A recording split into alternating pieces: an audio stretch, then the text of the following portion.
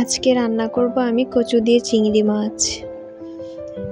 কচু যেমন পুষ্টিগুণে ভরপুর সমৃদ্ধ খাবার, তেমনি সুস্বাদুও খাবার বটে।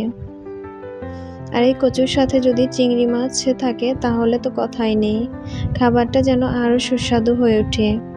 তো প্রথমেই আমি বড় কচুগুলো সুন্দর করে কেটে নিব। আর কিছু চিংড়ি মাছ নিয়েছি, এগুলো সুন্দর করে ভেজে নিব। আর কচুগুলোও হালকা পানি দিয়ে ভাপ দিয়ে নিব।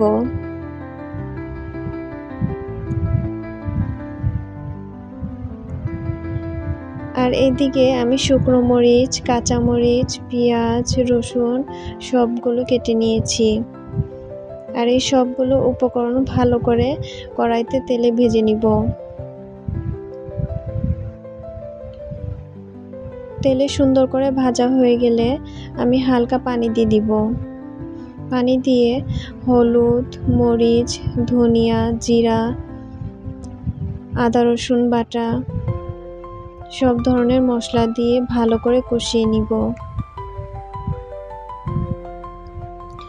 মশলাগুলো কষানো হয়ে গেলে আমি কচুগুলো দিয়ে দিব।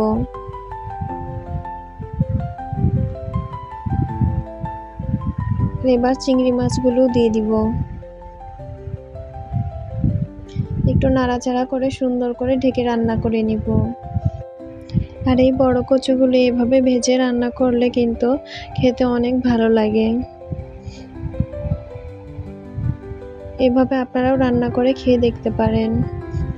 আর এই ছিল আজকে আমাদের দুপুরের খাবার।